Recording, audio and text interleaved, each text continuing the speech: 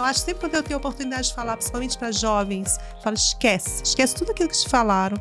Você não precisa se moldar, ser igual a fulano ou beltrana, porque falam, nada. Você é capaz de ser o que você quiser ser, da maneira que você é. Vários o evento esportes. do Arnold, ele não é só uma feira, a gente fala que é uma grande experiência. Ele é até bem diferente do evento dos Estados Unidos, tá? Se fosse hoje nos Estados Unidos, que a gente fez aqui no Brasil, a gente recontou esse evento de uma maneira totalmente diferente, que o Arnold me permitiu. Ana, você tem noção do que você fez nesse mercado? Eu falei, por quê? Ela falou assim, antes de você, não tinha visita nossa, não existia influencer que ficava, ia visitar a loja, não existia isso que tem hoje. Você criou esse mercado pra gente com os teus eventos.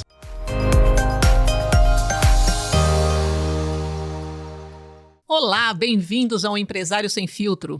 Eu sou Ilse Sola e esse é o podcast onde a gente conversa com grandes empresários que contam um pouquinho das glórias, mas também das agruras de estar à frente do seu próprio negócio. E hoje a gente tem uma pessoa incrível, mega fã, Ana Paula Leal, ou Graziana, ela vai me dizer. A Ana Paula está à frente aí de um grupo enorme de eventos, o Savagé, e ela vai contar também uma curiosidade sobre isso. E tem um spoiler, daqui a pouquinho a gente volta a esse tópico, mas a gente vai falar sobre um superastro de Hollywood. Então, muito papo bom hoje. Mas, Ana, muito obrigada pela presença. A gente vem aí nessa coisa de tentar achar agenda, não é fácil. Não, mas obrigada, não é fácil. Obrigada mesmo. Depois eu que agradeço. Ela vai contar por que dessa agenda. Muito obrigada aqui. É um prazer estar aqui com você. Também já queria muito te conhecer. Acompanha aí o que você tem feito. E prazer. E, Ana Paula, conta pra gente um pouquinho de você. Se apresente, né, a pessoa, a mulher, à frente dessa super empresária aí. E depois a gente anda pro outro lado. Meu nome é Ana Paula Leal Graziano. Graziano, ok. O Leal de solteiro, Graziano de casado. Então aí já mostro pra pessoa, eu sou casada há 25 anos. Tenho 2 meninas.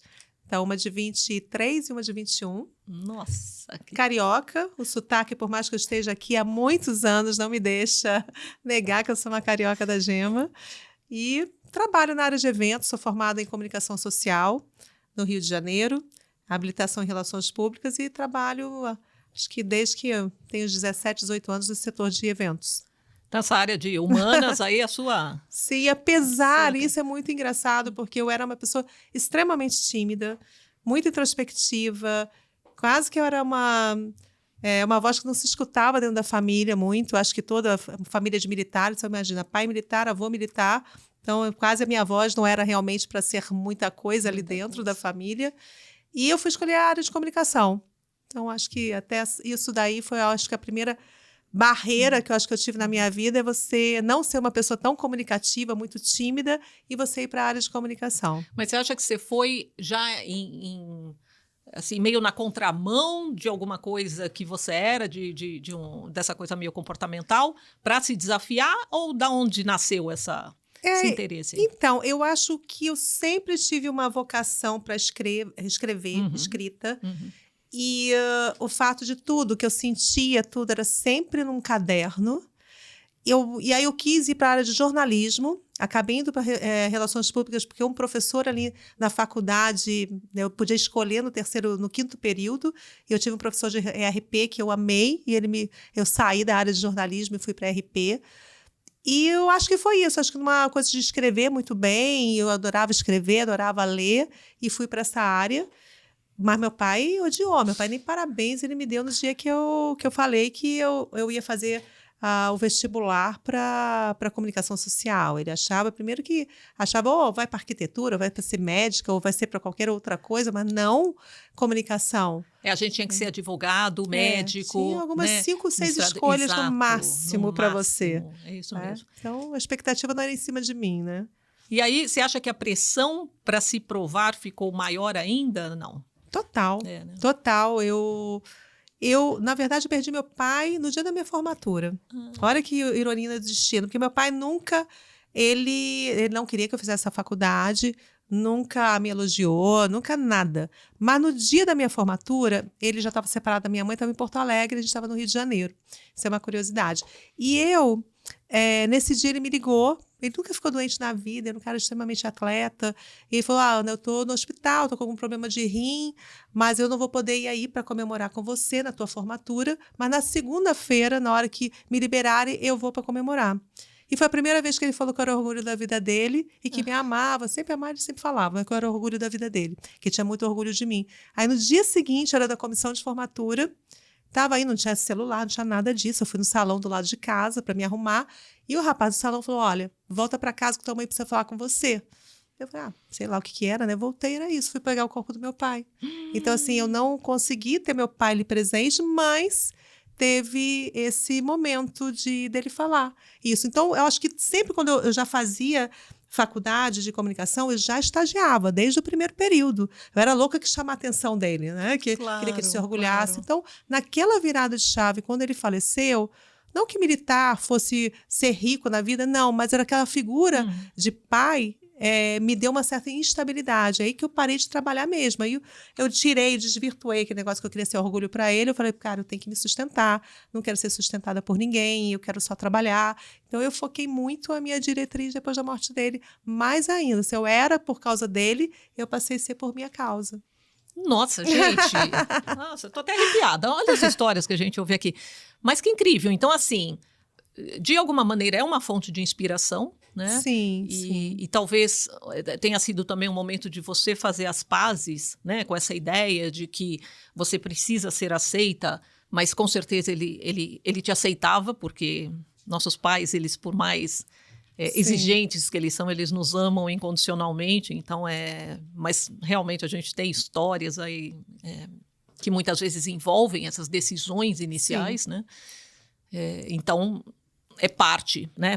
Acaba causando o que a gente fala do nosso verniz, né? Da nossa dessa nossa pele empresarial aí. Eu acredito nisso. Eu também acredito que naquele momento sempre fui muito tímida. Esse fato de não ter esse apoio inicial me marcou.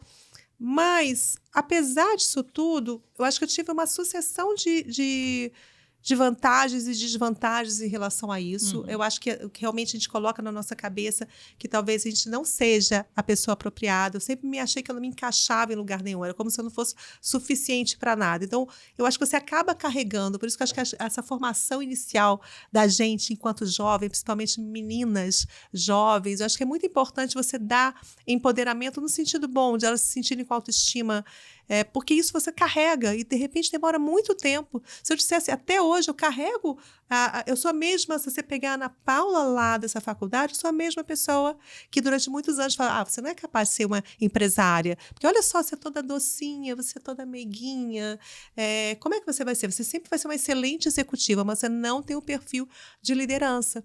E durante muitos anos, você carrega aquilo como algo que realmente é verdadeiro. Como a gente compra essas coisas, muito, né, Ana Paula? muito. É um negócio impressionante. Então, eu acho que sempre quando eu tenho a oportunidade de falar, principalmente para jovens, eu falo, esquece tudo aquilo que te falaram. Você não precisa se moldar, ser igual a fulano ou beltrana, porque falam, nada. Você é capaz de ser o que você quiser ser, da maneira que você é.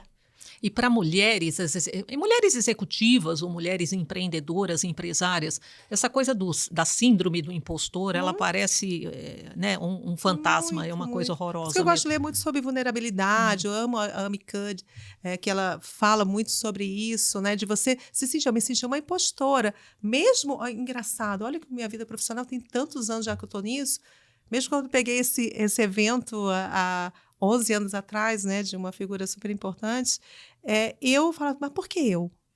Então, internamente, claro que eu não verbalizava isso, mas eu internamente me dava um medo, um pânico, eu falava, mas por que eu? Por que eu? Onde está o meu mérito, né? Será que é sorte? Será que é só oportunidade, né? E não, é resultado de trabalho, sim. É genuíno. É genuíno. Mas para a gente entender isso é um processo. Demora, aí você começa a fazer a segunda pergunta, por que não eu? Exato. Então, mas esse processo do por que eu e por que não eu, às vezes demora um tempo de aceitação. Demora e muitas vezes você nem sabe perguntar o porquê não eu, né? Sim. Então, eu acho que é uma coisa super inspiradora você falar isso, porque eu acho que é uma frase que toda mulher deveria saber fazer em algum momento da vida, muitos homens também, né? Sim. Mas a gente carrega um pouco aí dessa Dessa sina. Tá melhorando, Infelizmente, mas tá melhorando, ainda... graças a Deus. Ainda assim. É isso. E aí, então, essa área de eventos aconteceu como na sua vida? Como foi esse primeiro passo depois que você saiu da faculdade? Depois que eu já trabalhava nessa área e estagiava. Então, eu já estagiava nessa área de eventos e uma pessoa que fazia publicidade dessa empresa onde eu trabalhava, ele me viu, naquela época eu era muito novinha, e ele tinha uma agência de modelos de eventos bem grande. E ele me olhou e falou assim, queria que você não quer tirar fotos para mim? Aí eu falei, nunca gostei dessa área. Aí eu falei assim, olha, eu já sabia que tinha uma empresa de eventos bem grande. Eu falei, olha, eu tiro fotos, se eu não gostar, eu posso não usar? Pode. E você não me dá um estágio na sua empresa? Aí ele me deu. Então, eu trabalhei durante muito tempo com ele. Negociadora desde sempre já, né? E ele fazia publicidade todos os relógios Mondaine daquela época, que era um dos grandes líderes de mercado. E aí houve naquela época o meu sócio, que é o meu sócio atual, ele tinha uma empresa de turismo e foi o presidente da Mondaine, era como se fosse um padrinho dele. E falou, pô, Felipe, por que você não faz uma feira? E essa pessoa com quem eu trabalhava era a parte da publicidade dessa Mondaine. E ele me apresentou o Luiz Felipe para a gente fazer juntos a primeira feira de relógios. Então, isso aí eu estou falando, eu tinha 21 anos. Menina, Então, eu comecei me emprestaram para o Luiz Felipe para eu ficar para fazer a primeira feira de joias e relógios, que até hoje é a maior feira do segmento de relógios até hoje no Brasil. Então você fez a primeira? Fiz a primeira, papel timbrado rolando da Excalibur, que antes não era Savagé, era somente Excalibur, e o Felipe, fiz o primeiro evento com ele, sem os dois entenderem nada de feira. E foi um sucesso, não financeiro, mas foi um sucesso. Como todo evento, quando você demora começa. 3 anos, mínimo, para se estabelecer. E eu ia sair de lá para voltar para a empresa e falou, não, fica aqui. Aí me deu sociedade. Eu imagino, com os 21 para 22 anos, ele me deu 30% da empresa para ficar com ele. Que isso? Então, somos sócios até hoje, como se fosse... viu os filhos dele crescerem, viu as minhas filhas, é como se fosse um irmão. Então, as primeiras oportunidades da minha vida foram dadas por homens. Assim, homens que realmente confiaram em mim, que não tiveram medo de eu aparecer aqui ou ali, ou de crescer, que me deram muitas janelas e muitas oportunidades. Então, eu sou muito grata, porque às vezes as pessoas falam, empoderamento feminino e tal. Realmente, eu acho que as mulheres demoram mais tempo a chegar. Eu reconheço toda a trajetória, não foi fácil, mas as oportunidades que eu tive, as grandes oportunidades foram por homens. Que demais, que demais, amei isso. Que é verdade, né? Na realidade, eu acho que muitas vezes a gente não se dá o direito de reconhecer as pessoas que fizeram a diferença na nossa vida, mas é claro também que tudo isso é mérito, né? As pessoas vão te reconhecer e vão te dar oportunidade dentro aquilo das tuas condições, dentro da percepção que eles têm das suas capacidades e habilidades. A beleza, então... eu falo assim, você era bonita. A beleza, ela abre portas, mas ela não te dá a certeza de permanecer. Ela não sustenta. Então, você tem que ter alguma coisa a mais ali dentro e você tem que querer muito. Eu tinha sangue nos olhos, mas, gente, tinha perdido meu pai. Ali eram grandes oportunidades que me deram. Gente, eu só focava naquilo dali e querer trabalhar e querer fazer. Então, foi um mercado que eu comecei, foi de joias, relógios e ótica. E depois fomos migrando já no segundo ano para esporte, que ele também tinha um conhecimento bem grande com a Avelange naquela época, e montamos a primeira feira de esportes, que era você montou a primeira tudo? Em 94. E foi junto com ele, tudo com o Bonini, a gente montou tudo juntos. Então, estamos ainda nessa luta até hoje. Mas tanto a de relógios quanto a esporte, sempre nessa área de eventos, sempre montando as feiras. Sempre nossa área foi de eventos, a gente chegou a fazer mais de 300 eventos por Sebrae no ano, numa época, Rio Negócio, a gente fazia muita coisa. Hoje em dia a gente enxutou, então hoje enxugou bastante e a Excalibur continua com a Savagé. Então hoje as duas funcionam juntas. Ele se dedicou mais à área de relógios, joias e ótica, que eu acabei casando com uma pessoa do segmento, e eu me dedico na parte de esportes totalmente. Mas como é que essas duas empresas, elas fazem parte de um grupo? Ou como é que é a questão de participação? Como é que elas funcionam? Tudo funciona em conjunto. Tudo. Entendi. Mas elas existem como entidades separadas. Separadas. Entendi. Sim. Entendi. E conta pra gente um pouquinho, que me contou aqui nos bastidores, a questão da Savagé, do nome dela, de onde saiu Então, isso. a Savagé, porque eu era sócia do Felipe na Excalibur, aí numa época eu vim para São Paulo, enfim, tive um primeiro casamento meio desastroso, e quando eu voltei, eu tive um gap com o Felipe de mais ou menos uns 2-3 anos separada assim dele. E quando eu voltei para o Rio de Janeiro com 30 anos, eu tinha que recomeçar a minha vida. Eu não era mais sócia do Bonilha naquela época, tinha deixado todas as feiras na mão dele, casei, resolvi trabalhar aqui em São Paulo, e quando eu voltei, eu tinha de 29 para 30 anos, recomeçando tudo de novo. E eu decidi fazer uma feira de esportes, já que o Bonilha não fazia mais desde que eu saí. Eu falei, eu tinha minha noção de como eu queria uma feira de esportes. E eu precisava dar um nome para minha empresa. Então, eu estava voltando com 30 anos a recomeçar a minha vida. E eu dei o nome de Savagé, que é o sobrenome do meu avô. Meu avô já estava no estágio de câncer mais terminal. E eu era apaixonada pelo meu avô. Acho que era a única figura masculina, assim, de paternidade que eu tinha. Ele era do lado do seu pai ou da sua mãe? Da minha mãe. Da sua mãe. Também militar. Ele era conhecido como Coronel Savagé. Que isso! E engraçado que meu avô, ele não deu o sobrenome. Minha avó, na hora que registrou minha mãe, não colocou Savagé. Meu avô era conhecido como Coronel Savagé e minha avó coloca todos os outros nomes, menos o Savagé. Então, não veio para mim. E quando eu resolvi colocar com o sobrenome dele, que é uma família, geralmente Savagé é uma família muito pequena que tem no Brasil. E os Savagés que existiam, quando viram Savagé Promoções, já existia Savagé Produção, aí começaram a ligar que eu não podia usar esse nome, e meu avô ainda estava vivo, então ele ligou para os primos, falou, não, é minha neta, ela não tem o Savagé no nome, mas é minha neta, e graças a Deus estou honrando aí o nome da família. Deu orgulho para todo. Claro, Sim. claro. Que legal. Mas E que nome que a sua avó, então, colocou no... Todos os outros. O Leal não é do parte de pai, era o Pereira que eu tinha, que eu tirei, era da minha avó, lá da família dele, não colocou Savagé. Só isso que ela fez, né? Então, a gente fala muito de legado aqui, Sim. né? Porque, obviamente, quando você fala de empresas familiares, legado é uma dos tópicos. Você está, né, honrando o legado da família, mesmo sem estar no sobrenome. Fico muito feliz. Eu acho que eu fui a primeira mulher, a gente começou a fazer uma conversa lá dentro da família outro dia, acho que eu fui a primeira mulher empresária na família. O que é isso? Então, não tinha parâmetros, você não olhava assim, você não tinha o que se... Eu fui uma empresária na raça, né? Porque eu trabalhando com Bonilha e fazendo as coisas, eu sempre me senti apenas uma grande trabalhadora, né? Nunca me vi nessa posição, eu só trabalhava, então a gente foi tomando as rédeas do que a gente fazia, mas eu não tinha um espelho de olhar assim, ai, que bacana, teve isso na família, eu vou seguir. Não tinha isso como Isso espelho. é muito interessante, porque esse é um outro tópico também, né? Quando a gente fala dessa influência, muitas vezes, que vem da própria família. Muitas vezes o avô, o pai, né, já construíram um negócio e você meio que assume. Ou principalmente, quando você começa a empreender, você tem uma referência, né? O pai tem esse braço empreendedor, ou sempre tem uma veia na família que te inspira a isso. E no teu caso, não. Quer dizer, você vem, então, de uma figura relativamente tímida, né? Pelo que você descreve, que já deu ali um passo arriscado de fazer comunicação, etc.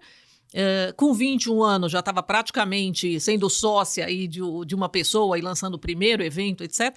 E tudo isso é uma característica muito empreendedora.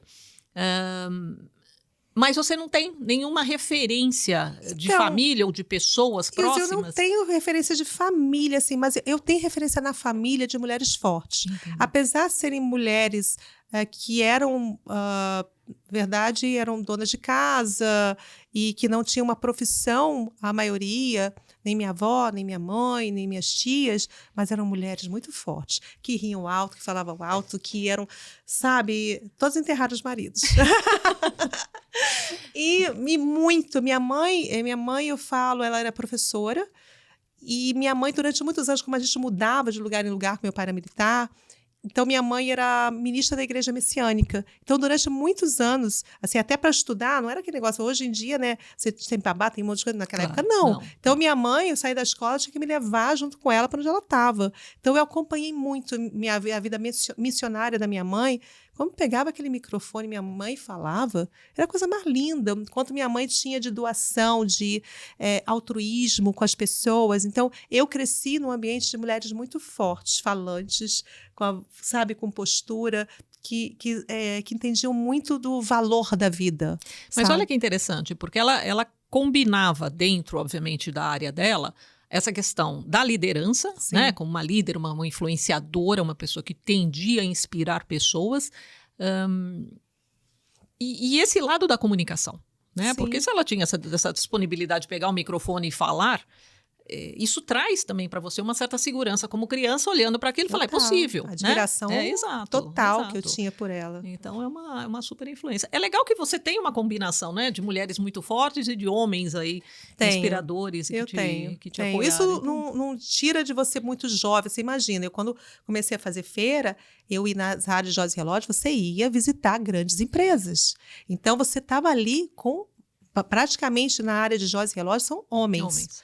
Então você ia lá falar com o dono, o presidente. Eu me lembro o presidente da Mondani, o Egon Frank, que obviamente já faleceu. Eu amava, eu com 20 e poucos anos, que ninguém tinha muita paciência, eu ia almoçar com ele uma vez por semana, e ele contava as histórias, eu adoro ouvir.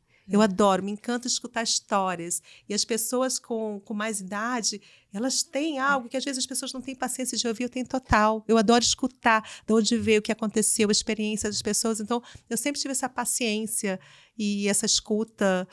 Acho que uma das grandes qualidades que eu tenho na minha vida é de escutar. Eu adoro escutar, sou curiosa.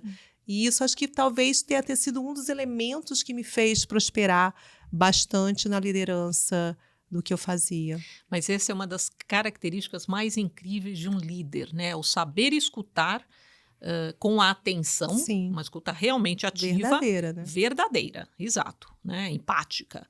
E saber traduzir isso para a realidade da empresa. Porque, obviamente, eu sempre falo, toda empresa é feita de pessoas e cada uma com uma história, com uma formação, com valores muito diferentes. Então, se você não sabe combinar essas coisas, né, dentro dos objetivos da própria empresa, você sempre vai impor mais do que liderar.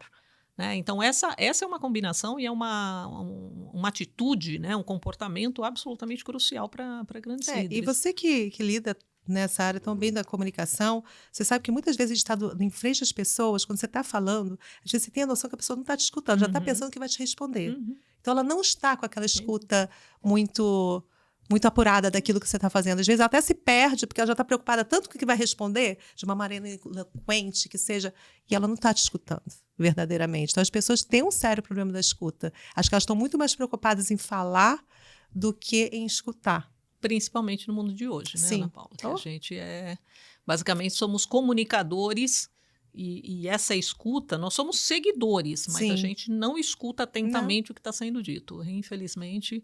Então, essa tua história aí já está me deixando feliz. E aí, estamos no meio dessa coisa toda, com os 30 anos você voltou, né, recomeçou, foi para esse lado de esportes. E você tinha alguma coisa dessa área, não, né? Não, quando eu comecei com o Felipe, então em 91 para 92 a gente fez a primeira feira de relógios. Em 94 a gente já fez a de esportes, então eu já gostava. E eu tive essa experiência com ele. Quando eu fui para São Paulo, acabei me casei com um concorrente que era da área de esportes e fazia feiras nessa área. Aí, obviamente, não deu muito certo, eu voltei, aí foi quando eu comecei. Então, eu já gostava dessa área, mas eu tinha já o aprendizado daqui e o daqui. E eu já sabia o foco que eu queria. Então, foi quando a gente retomou a sociedade, eu e Bonilha, naquela época. E a gente começou a fazer, aí foi que eu nomeei como Rio Sport Show. Foi o primeiro evento, realmente, que até hoje tem, agora eu estou retomando para o Rio de Janeiro, agora em julho, depois de 8 anos sem fazer esse evento, a gente está retomando para o mercado do Rio de Janeiro. Então, era uma feira para proprietários de academia. Então, era uma feira de business. Eu acreditava muito em eventos que eram voltados para o B2B. Não somente o B2C. Então, foi uma veia que a gente teve, quando a gente fazia, eu e Bonilha lá atrás, era B2C. Aí, quando a gente voltou à sociedade, aí montamos a Savagé, os dois funcionavam juntos, e acabamos criando a Rio Sport Show, que até hoje existe e tem grande participação no mercado, repercussão. Claro. Sim. E, bom, e aí nisso vocês... Porque a Rio Sport Show, na realidade, é Rio de Janeiro, mas nisso você estava em São Paulo. Aí eu já tinha voltado para o Rio de novo. Ah, você tinha voltado para o Rio de novo. Aí quando eu voltei para o Rio de novo, eu comecei novamente nas feiras de joias e relógios, que eu tinha parado com ele. Aí eu comecei a visitar as empresas e tudo mais de novo, que eu fazia. E acabei casando com um cliente nosso na época, que era do setor de relógios. Então, assim, eu parei de ficar à frente das feiras de joias e relógios. Tá.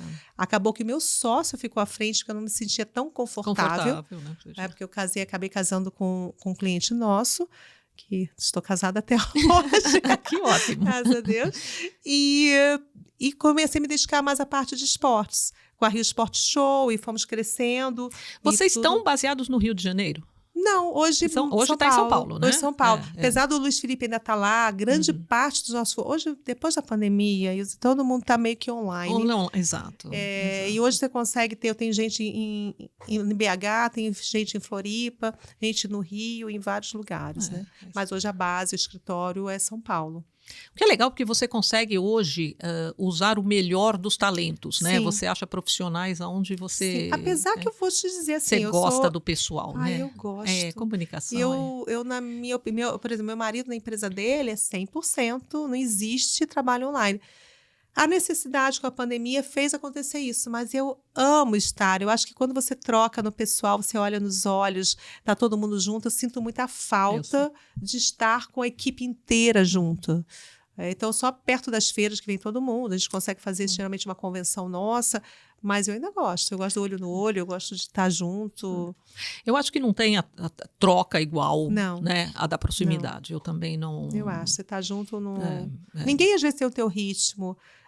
Não que a gente desconfie, tá trabalhando, não tá, mas não adianta, você, ou dentro de casa, por mais que você seja uma pessoa extremamente disciplinada, você é atingido por vários fatores. Somente se é mulher, dentro de casa eu falo assim, o Roberto sai, ali é dona Ana, é mãe, é um monte de coisa, mesmo que eu trabalhasse no escritório o dia inteiro, é em cima de você que as pessoas ficam, né? E as relações, a própria comunicação, ela acontece em vários níveis, né? Sensoriais. Então, não é só o que a pessoa está falando. É a forma como ela se move, é o visual, né? É tudo. Então, isso se perde. Você acaba, eu acho que o digital, você acaba entregando trabalho, você entrega jobs, mas a relação, ela é mais... Ela é mais complexa, né? Eu acho que ela perde um pouquinho. E eu acho que ainda tem esse lado. Eu tenho a Clélia Midoni, que é uma amiga e faz parte do mesmo grupo que eu falo, que ela fala muito sobre a parte não verbal, a comunicação não verbal. Essa é muito importante. Até você perde um pouco do traquejo disso, de tanto que você fica dentro de um computador, você fala ali. E a comunicação não verbal é extremamente importante. Desde a maneira que você se posiciona a chegar, você vai numa reunião, você acaba não desaprendendo, mas... você não evolui tanto porque você acaba colocando muito para o digital. É verdade. Né? E você se encontrar. E isso eu acho que é extremamente importante para nós, principalmente nós mulheres. Né? A gente gosta, né? Do convívio. Sim.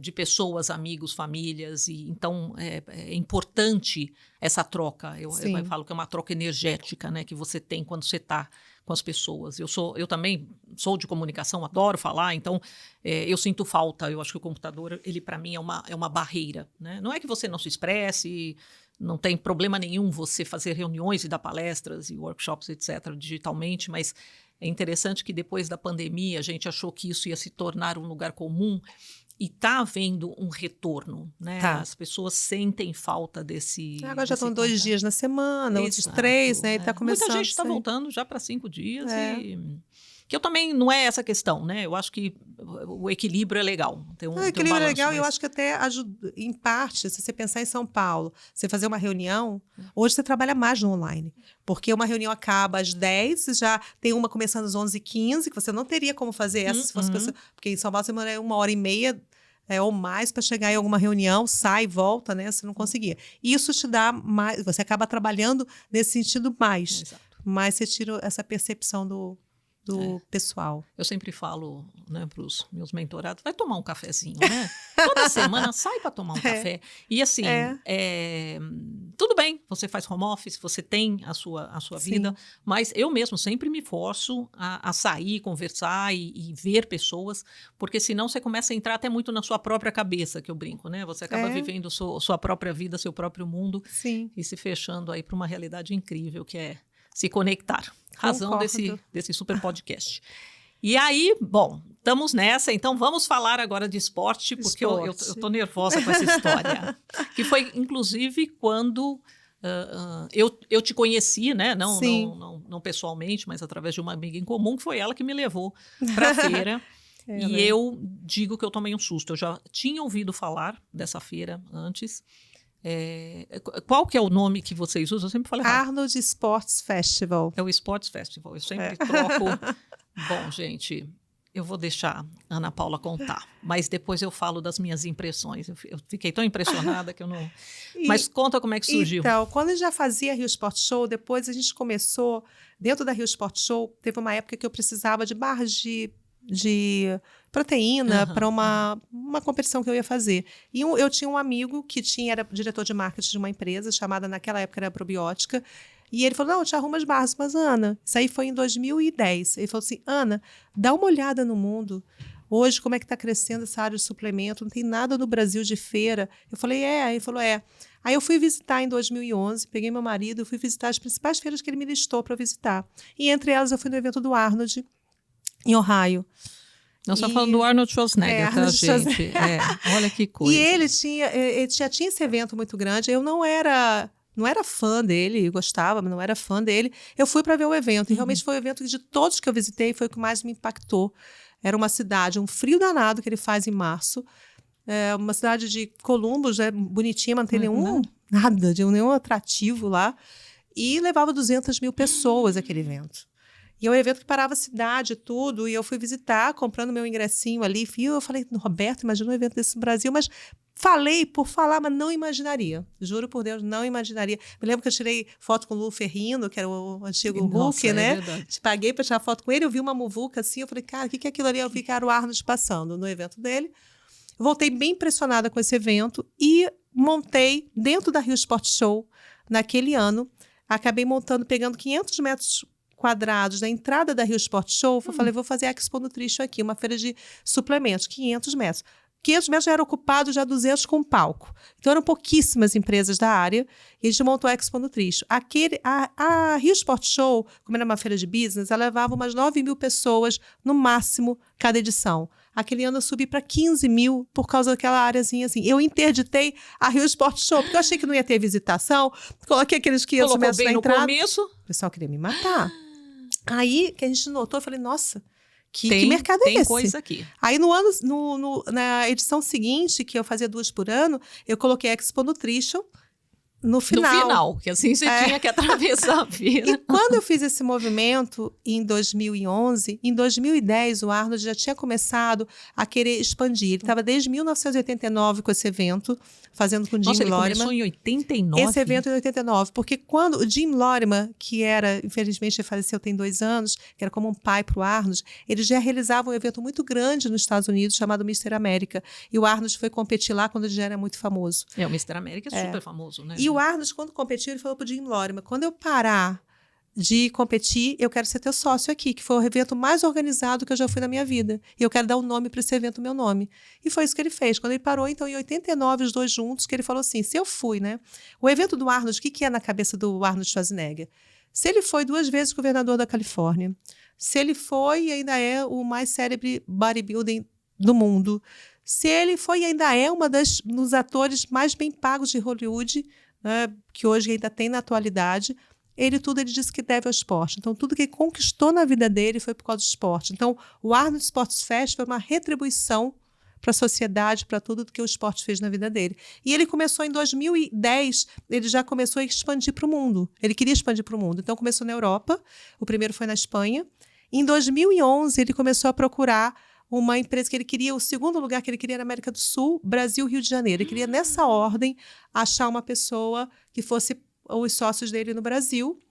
foi quando esse mesmo Marcelo Bella, que era da probiótica, que me emprestou os suplementos, que falou para olhar o mercado, ele já era expositor lá do evento dele, soube disso. Ele falou, olha, aí falou lá para a direção lá, olha, a única pessoa que acho que tem condição de fazer esse evento no Brasil para vocês é a Ana Paula e o Luiz Felipe. Então foi quando eles vieram ver o nosso evento aqui, que a gente já fazia, era muito lotado de gente. Então, quando eles vieram visitar, eu me lembro como se fosse hoje, assim, era no Pier Mauá, a gente tinha 3 galpões no Pier Mauá. Nossa, O Bob Lorimer, que veio, que era o filho do Jim Lorimer, que veio para nos conhecer, ele olhou aquele evento e ele fez essa pergunta, para que você precisa de mim? Olha o que você já tem aqui, porque eu já tinha esporte, já tinha suplementação, já tinha você fitness. já estava pegando, né, Sim, essa área. Mas você não estava fazendo o bodybuilder, o fisiculturismo? Fazia um campeonato, mas muito pequeno. Muito pequeno. Aí eu falei, mas eu não tenho Arnold, eu quero o Arnold. Então eu fui lá, a gente foi para conhecer, isso aí foi em 2012 já. Em 2012, a gente foi conhecer mais efetivamente o evento deles, a convite deles. E em menos de 6 meses, quando eles deram o shake hands lá, que era com a gente, eu tinha 7, acho que quase 8, apenas 8 meses para realizar o evento no Brasil. Então, nesse Você organizou processo, aquilo em 8 meses? Foi em 8 meses. Eu, sem experiência. O evento dele era em março, o meu era em abril, porque era a data que o Arnold escolhe. Então, o evento dele sempre era em março, e ele escolheu a data para ele poder vir para o Brasil em abril. Então, a gente teve exatamente uns 8 meses para organizar o evento inteiro. E eu tinha como ter experiência um mês antes, em março. Então, eu levei parte da minha equipe para lá, para aprender a segurança, o que eu tinha que fazer. Porque o evento do Arnold não é apenas fazer um evento de esporte. Eu estou lidando com o nome de um astro internacional, que tudo que eu fale, tudo que eu faça, qualquer erro pode refletir de uma maneira exponencial para ele. Claro. Então, é um cuidado muito grande que você tem que ter com uma figura como ele. Segurança com as pessoas, né? Porque assim, você imagina a experiência. Tem que ser muito similar, você tem que replicar alguma coisa que já aconteça lá fora, né? Porque você está, obviamente... ligada a uma marca. Claro. E a segunda questão, a experiência para o público, vamos dizer que aconteça algum problema de segurança, alguma coisa assim, como isso repercute, né, para a marca dele. Então, aí você começa realmente a representar uma marca de peso. Eu fui pisoteada no primeiro Arnold, era tanta gente, que assim, dava medo da fila, eu me lembro, todo evento, por mais, eu já estou há 11 anos com o Arnold, um dia antes eu falo assim, será que vai ter gente? Sempre, parece aquela coisa inconsciente, idiota. E eu me lembro que antes do evento do Arnold, eu falei, será que vai ter gente? Então, quando eu cheguei ali, que a gente fez no Promagno, que é o antigo Sul América, era uma fila no quarteirão, é uma coisa louca. E gente com criança andando naquela feira com carrinho. E era gente, quando o Arnold andava, eu tinha que andar com ele com uma segurança em volta. Só que a segurança que ele tinha nos Estados Unidos, que foi o meu modelo, né? Que era aquelas pessoas... Ele andava normalmente, o pessoal faz assim, Arnold. Aqui no Brasil, o pessoal quer tocar, tirar parte. Foi uma loucura. E eu, nesse momento que eu estava perto dele, eu caí. As pessoas passam. Eu sei hoje o que é caos. Quando as pessoas simplesmente elas estão tão com foco naquilo que elas querem, que elas não te veem ali caídas. Eu fui pisoteada. E graças a Deus fui eu, porque eu não processo a mim mesma, né? Porque foi um caos armado. Aí a gente já pro segundo ano teve que... Aí eu comecei a entender melhor que não... O que cabe no Brasil... É outra conversa. É outra conversa. É o evento Mas ele deles, vinha todos os anos? Ele veio durante 6 anos seguidos. 4 anos no Rio de Janeiro. Depois tiveram 2 anos em São Paulo. Porque o que eu fui foi no Centro esse ano ali, ele não veio, foi. No Expo. Desde a pandemia ele não vem, tá? Desde a pandemia ele não veio, mas veio durante... Só teve um ano que ele não veio, porque ele operou o coração antes da pandemia. E ele não me deixava nem dizer que ele não vinha, porque ele tentou pegar avião, que o médico deixasse ele vir com um avião particular, e não deixaram. Aí eu me lembro que ele estava muito preocupado das pessoas acharem que era o primeiro Arnold, que ele fez uma promessa para o Jim Lorimer que nunca faltaria nenhum Arnold na vida. Então, era o primeiro. Eu estava tendo a primeira experiência dele de faltar um Arnold. Mesmo quando ele foi governador da Califórnia, ele nunca deixou de ir em Columbus, Ohio. É isso que eu ia falar. Ele, como governador, conseguia ir. Ia. Ele tinha um compromisso com o Jim Lorimer que ele jamais deixaria. E quando foi aquele ano que ele operou o coração, ele queria porque queria. Aí eu falei assim, Arnold, a gente consegue fazer ao vivo você da sua casa e a gente fazer transmissão, mas era uma época que ainda a transmissão era muito ruim. Exato. E a gente fez para todos os atletas, tudo, eu coloquei, e o prefeito naquela época, o Bruno Covas, ele foi abrir o evento comigo, e eu estava desesperada, a gente não sabia como é que ia ser um evento sem o Arnold. E eu me lembro que a gente conseguiu colocar ao vivo. Eu me lembro que naquela época eu até liguei pro Mion, falei, Mion, você me ajuda? Ele foi lá, mande só o carro me buscar. E foi o que me salvou, porque eu sempre fui muito tímida, até hoje. Eu me lembro que a gente subiu no palco com o Bruno, né, o prefeito, e ele apareceu na tela, e a tela volta e meia saía e voltava, saía e voltava. Aí o Mion olhou para mim, Ana, posso usar o microfone? Me presta o microfone só um minutinho. Por favor, isso. faça Deixa isso, eu pelo amor de resolver. Deus. Aí ele pegou, controlou o público ali e tudo mais. Mas o que foi o grande aprendizado que eu tive? O evento, com ele ou sem ele, já tinha o DNA dele, já era um sucesso. As pessoas já iam. E parecia que assim, muitas pessoas tinham dúvidas se ele estava ou não. Porque tinha tanto o espírito dele ali dentro, como tem até hoje, que o evento ele anda por si só e é um grande sucesso. Então, para mim, o pior momento, que foi da incerteza se ia dar certo, se ia continuar, se não ia, foi um momento até que me deu uma paz, que a gente estava indo pelo caminho certo, e foi um grande sucesso, como é até hoje. Não, eu vou ser sincera com você, Ana Paula, porque eu fui convidada, não fazia a menor ideia, quer dizer, não é, né, a minha linha de trabalho, e eu, obviamente, já conheci o evento dele, porque ele é muito famoso, um evento que realmente tem uma repercussão aí internacional incrível. Mas eu falei, eu vou. E eu lembro que quando eu entrei, eu comecei a ver gente entrando numa fila, e estava um dia chuvoso, né, chovia em São Paulo, no trânsito, demorei um tempão para chegar. Eu juro, quando eu entrei naquele lugar, eu comecei a ver aquelas empresas, o próprio, os campeonatos que tem, sim, né? Muitas competições. Descreve um pouco isso, as várias arenas então, dos vários esportes. O evento do Arnold, ele não é só uma feira, a gente fala que é uma grande experiência, porque ele é até bem diferente do evento dos Estados Unidos, tá? Se fosse hoje nos Estados Unidos, que a gente fez aqui no Brasil, a gente recontou esse evento de uma maneira totalmente diferente, que o Arnold me permitiu. Então, assim, é um evento que, além da feira, eu tenho horários para negócios. Nenhum Arnold no mundo tem isso que tem aqui. Lá no evento, entram 22 mil pessoas só para negócio durante os horários de negócio que tem. Que tem uma área em cima, que são só salas só de congressos. Então, ali a gente faz um congresso que também não tem no Arnold original. Só tem aqui no Brasil um congresso para mais de 5 mil nutricionistas. Então, a gente tem uma área de fitness que também não tem lá. Então, eu peguei o DNA da Rio Sport Show, colocamos ali dentro. Então, hoje a área de fitness cresceu muito, de bem-estar. Então, é um evento que reúne feira, mais de 25 modalidades esportivas ali dentro. Uma feira de negócios, ao mesmo tudo tempo. Simultâneo.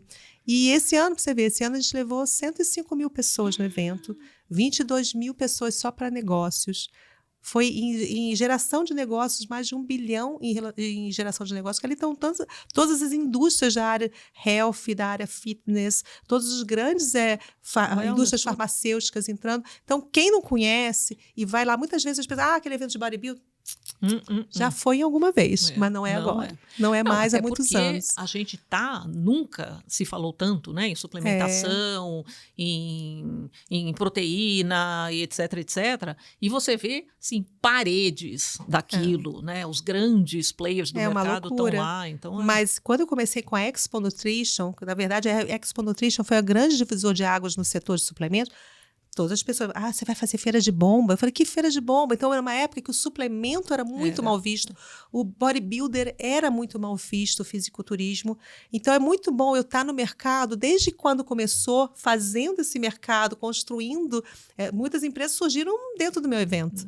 Então, hoje, fazer o Arnold, para mim, eu já trouxe um legado de muitos anos nessa área de suplementação e fitness no Brasil. Então, eu vi uma desconstrução dessa imagem, e é muito bom hoje ver atletas de fisiculturismo que eu jamais sonharia em 2011, hoje viverem disso. Exatamente. E competir de igual para igual em várias categorias com os americanos, com os europeus, né, com toda a nata do fisiculturismo no mundo. Hoje a gente vê os brasileiros hoje sendo extremamente tapete vermelho quando eles passam.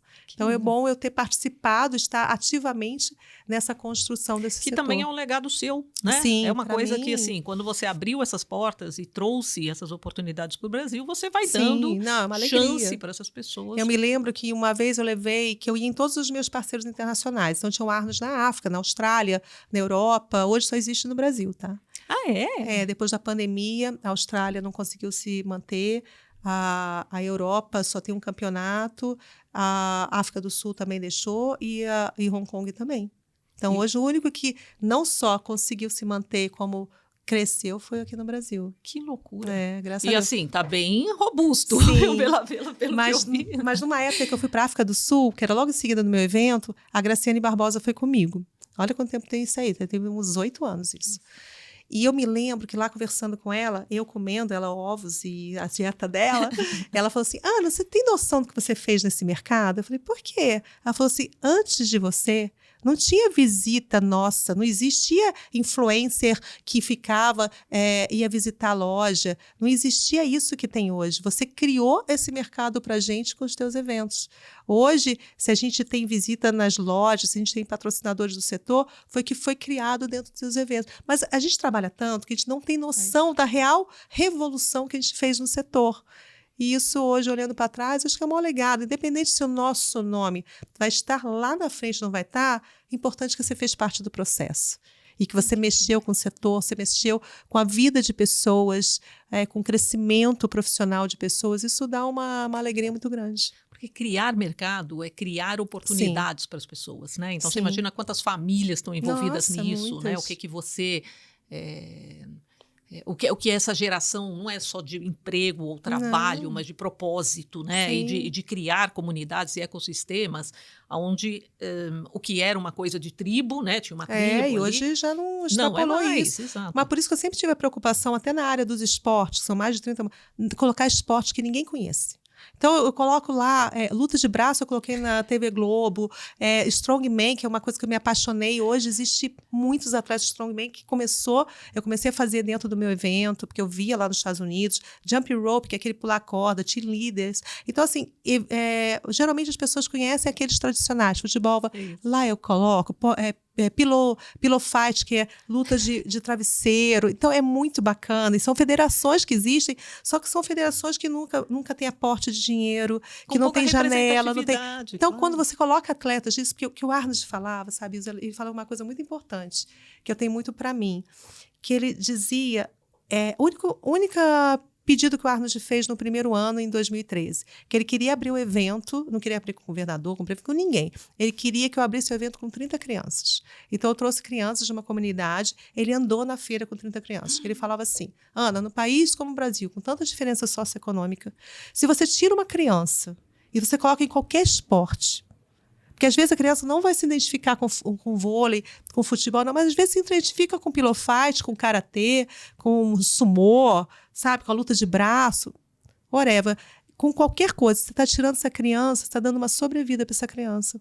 Você pode, se você coloca essa criança no esporte, ele dá certo, ele não só muda a vida daquela criança, como uma vida de toda uma família. Em torno dele. Então, por isso que todas as competições, no que eu posso, sempre eu peço para o promotor, que é o meu parceiro nas competições, que envolva uma área com crianças ali dentro. Porque eu sempre tenho na minha cabeça isso que o Arnold sempre falou, dessa importância de a gente ter esse impacto social também naquilo que a gente faz. Então, é um evento que eu não tenho como esconder o quanto sou apaixonada, dá pra ver porque ela tem muitos valores ali, que são os valores do próprio Arnold. E pena que não tem vindo, mas acredito que é questão agora. Nunca ele lançou tanto Fubar, que está na 2ª edição, o documentário dele. Ele tem feito muitas coisas nesse período do início do ano, mas ele é um apaixonado pelo evento e tudo mais, é super feliz com essa parceria nossa aqui no Brasil. Mega. É isso, vamos continuar no bem legado. Não, estou muito impressionada, Ana Paula, porque assim, como eu te disse, foi uma experiência minha, né, só de alguém olhando de fora. E eu queria muito ouvir do seu lado, e eu acho muito inspirador a forma como você se refere a isso, né? Então, você trata de sociedade, de legado, de liderança, de construção de uma maneira... Não tem outra palavra, inspiradora, assim, né? É o prazer da construção, é o prazer da jornada. Então, você fala, eu nem consigo parar para olhar, né, tudo que eu fiz e o impacto que eu criei, mas você tem prazer em fazer aquilo acontecer. E dentro dessa mesma toada, o que vem pela frente? Como é que está o teu momento profissional? Eu sou extremamente curiosa com tudo que eu faço. Não que eu seja insatisfeita com tudo. O que eu sempre procuro fazer é ter um olhar atento no que eu posso ser melhor. Então, quando eu termino um evento, hoje tem vários concorrentes no setor, né? Porque qualquer hoje evento de suplementação, congresso, acaba sendo um concorrente direto ou indireto. Mas eu não olho para isso. Eu olho sempre para o meu evento e falo, putz, tem algo que eu posso melhorar aqui. Então, é sempre um olhar muito de se tornar um grande evento, cada vez mais um grande evento do setor. O que a gente procura sempre é ter um olhar atento em relação ao que meu cliente precisa. Quando eu criei a área colocamos a área do fitness ali dentro, a gente começou a pensar, olha, esse já participa de tal feira na área que são super grandes. O que eu posso fazer a mais? Qual a entrega que eu tenho que ser diferente aqui? Então, começamos a trazer, porque hoje você pegar a grande indústria do fitness, por exemplo, as grandes marcas já estão em todas as academias que tinham que estar. Mas hoje o foco deles está na hotelaria, nos condomínios, né, nos grandes resorts e tudo que surge hoje no mercado. Então, hoje eu tenho um meeting só para condomínios dentro do evento. Tem um meeting só para hotelaria ali, para trazer os hoteleiros. Tem um meeting só de secretários de esporte. Então, essa visão de você sentar, conversar com os seus principais clientes, ver onde existem gaps que eu posso contribuir, e o que eu posso trazer de melhor ali para dentro. Que nem na suplementação. Hoje a gente faz o varejo saudável para trazer o supermercadista, porque hoje o mercado expandiu, hoje o Body Shop é ok, mas hoje as farmácias... Eu me lembro que quando eu comecei a fazer Expo Nutrition lá atrás, se minha mãe precisasse de um suplemento, ela nunca entraria no Body Shop para comprar, mas ela entraria numa farmácia. Então, o mercado é muito grande, só que as pessoas não olhavam muito para isso. Então, eu já comecei desde 2017 a colocar a área de farma ali dentro, que eu falava assim para os meus clientes, falei, olha para cá, vocês estão olhando só para esses body shops que tem aqui, o mercado é o supermercado, é a drogaria, são os canais verdes. Hoje, quando a gente vê tanto suplemento hoje, você vira, cada esquina tem uma farmácia. Qualquer Às farmácia vezes, tem. na mesma rua tem 2, 3. Hoje você consegue comprar um suplemento ali dentro. Hoje, cada vez mais, o supermercado está se moldando também para essa área do saudável. Então, é todo esse olhar que eu preciso ter ali dentro para onde que eu posso ajudar ainda mais o meu cliente que está ali dentro. Você não olhar apenas para o número, que para mim é muito mais fácil. Se eu fosse eu sempre falo, não sou vendedora de metro quadrado. Eu sou, na verdade, uma vendedora de confiança. Imagina o que eu faço. Eu vendo, durante um ano antes, eu vendo para eles uma feira que eles têm confiança que eu vou entregar algo que vai ter o cliente que eles precisam ali dentro, que eu vou entregar o espaço, que eu não vou sumir do mercado. Então, a primeira coisa que eu vendo é confiança. E segundo, é enxergar o que ele precisa. Então, o fomento. O fomento. Isso, exatamente ao novo isso. segmento. E é interessante que o negócio ele funciona quase como uma incubadora de novos negócios dentro, né, do setor Isso que me deixa feliz. De health, wellness. Você entender que você consegue colocar vários segmentos ali dentro e fazer o segmento também, que você pega a hotelaria, você tem que mostrar para a hotelaria o quanto é importante aquela área. Não somente na área da alimentação, que você também tem que ter opções veganas, vegetarianas na parte de alimentação, mas hoje, o hotel que não estiver bem equipado, ele vai perder para o da esquina que vai estar. Eu sou uma que eu vou viajar, a minha top de lista de hotel, um dos tops, não o primeiro, porque eu tenho a família que olha outros, mas o meu top de lista é se tem academia. Eu ainda olho para ver se a academia não é só a foto bonitinha, Exato. se é boa realmente. E hoje é uma tendência isso. Então, mostrar para a hotelaria, olha só, você já tem equipamento? Você mostrar esse mundo. Pegar os condomínios que hoje crescem, em São Paulo, a cada esquina um prédio novo surge, você pode observar, hoje os prédios, eles já nascem com uma academia já planejada ali dentro. Durante a pandemia, uma das coisas que mais funcionou dentro de prédio foram tirar as áreas de lazer que eram de festa obsoleta e transformar numa academia, que é onde hoje provavelmente as pessoas mais se encontram dentro dos prédios, é na área do fitness. Então, essa é uma tendência. Então, tem que trazer também essas construtoras, incorporadoras, síndicos, para olhar esse mercado e falar, opa, que mercado é esse que eu nunca vi? Então, esse é o lado daqui do meu cliente, do que ele precisa, e esse outro lado do ecossistema da sociedade, entender como esse mercado é crescente e que ele está fora dele e não pode estar. Né? Isso é muito interessante, Ana Paula, porque se você olha para o mercado, eu fui uma paulista que foi para o Rio, né? Fiquei 10 anos no Rio, então eu vivenciei essa realidade carioca do cuidado com o corpo, de uma boa alimentação. Eu aprendi a cuidar de mim, foi no Rio de Janeiro, né? Eu devo muito a esse espaço. Mas hoje isso se expandiu, né? O Brasil todo, a geração nova é uma geração muito mais preocupada com isso. Eles tomam muito mais água, eles fazem exercício, eles se alimentam muito melhor. E é muito interessante porque eu olho na minha família, o que não era um assunto recorrente, hoje todos, né? Meus irmãos, minhas cunhadas, minhas sobrinhas, todos praticam algum tipo de esporte. Hoje você consegue, que eu brinco, que a gente dá roupa de esporte para todo mundo e é bem recebido, né? Então, mudou um pouco essa mentalidade. E você foi parte desse processo, dessa transição. E é interessante que você olha para isso e continua construindo, né? Não é que você fez, bom, eu construí esse modelo e eu estou aqui deitada em berço esplêndido. Eu não sou. Exato. Acho que a grande sacada disso, que acho que é o grande erro das pessoas é acharem que são alguma coisa. Eu não sou nada, eu estou. Eu estou sócia do Arnold, eu estou realizando grandes eventos no mercado, né? E a gente tem que ter essa consciência, né, que a gente não é nada, a gente é parte do movimento e graças a Deus está indo bem e sempre tem um olhar do lado dessas mudanças que o mercado e você acompanhar. E isso que você falou é uma coisa muito importante da sociedade, porque hoje tem um dado, não sei qual pesquisa que foi, mas 59% das famílias hoje no Brasil consomem algum tipo de suplemento. Olha essa mudança do setor. É impressionante. E aí, para a gente também ir caminhando aí para um final, porque senão, que conversa incrível essa, gente. Eu estou muito feliz com esse episódio, de verdade.